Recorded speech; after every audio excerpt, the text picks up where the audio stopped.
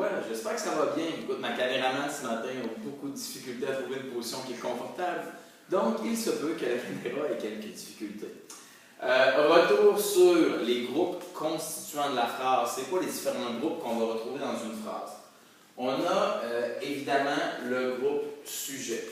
Le groupe sujet, hein, c'est celui souvent dont on va parler dans la phrase. C'est celui qui va amener l'idée principale du texte. C'est celui, le groupe sujet, qui est directement relié au verbe, au groupe du verbe.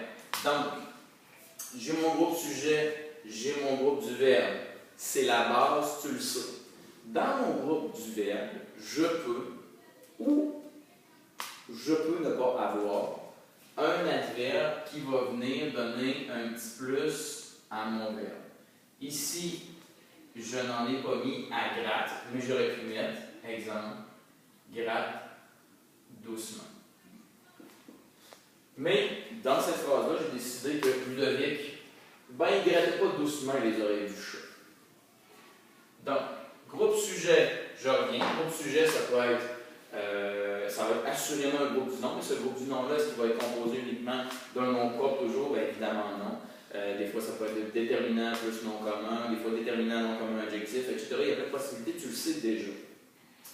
Dans mon groupe du verbe, par exemple, on a parlé l'autre jour du complément du verbe. Donc, on se pose la question, gratte qui ou gratte quoi? Ou gratte à qui ou gratte à quoi? Ça sonne très mal. Gratte sur qui, gratte sur quoi? Gratte de qui, gratte de quoi? Okay? La question pour savoir notre complément du verbe, c'est quoi? Il est direct ou indirect? Il faut toujours la poser après le verbe. C'est ici qu'on va toujours se poser cette question-là. Donc, gratte quoi? Les oreilles du chat. Mon complément du verbe, c'est les oreilles du chat. Tu pourrais peut-être être tenté de dire les oreilles de qui? Du chat. Donc, du chat, c'est un complément indirect et les oreilles, c'est un complément direct. Non. La question, on la pose toujours par rapport au verbe quand on veut savoir c'est quel type de complément qu'on a dans un groupe du verbe. Donc, gratte quoi? Les oreilles du chat. C'est la seule réponse que j'ai qui a du sens. Gratte de qui? Gratte de quoi? Gratte sur qui? Sur quoi? J'ai pas de réponse. Groupe sujet, groupe du verbe, c'est la base. Maintenant, hein, on a le groupe qui est le seul qui peut se déplacer. Car il a un joli skateboard. C'est thématique.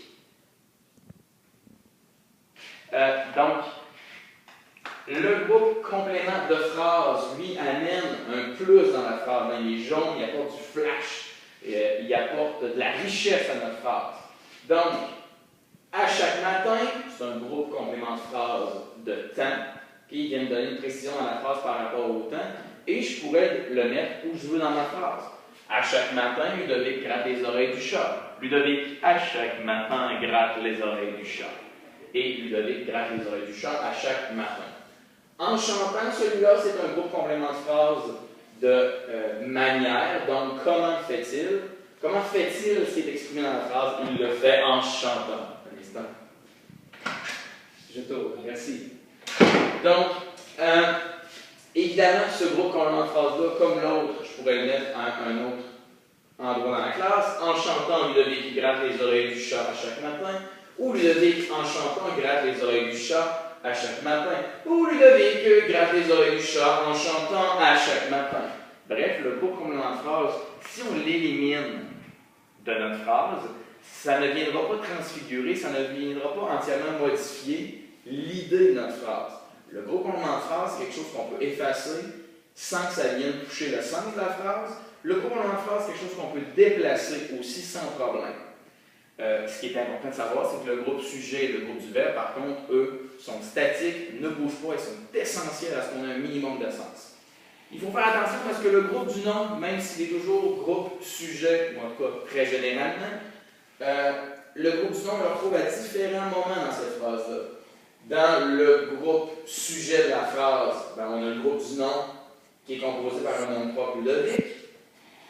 Dans le groupe du verbe, mon complément du verbe, hein, mon complément direct du verbe qui est ici, c'est, problème technique, c'est un groupe du nom qui est composé d'un déterminant, d'un nom commun, d'une préposition et d'un nom commun.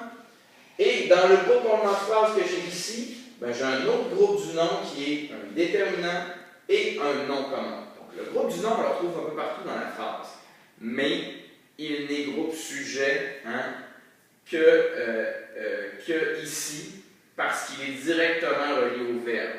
C'est à ce groupe sujet-là qui est relié l'action de gratter les oreilles du chat. C'est un petit retour. Bonne journée, bon matin, bonne soirée, bon quelque chose. Ah!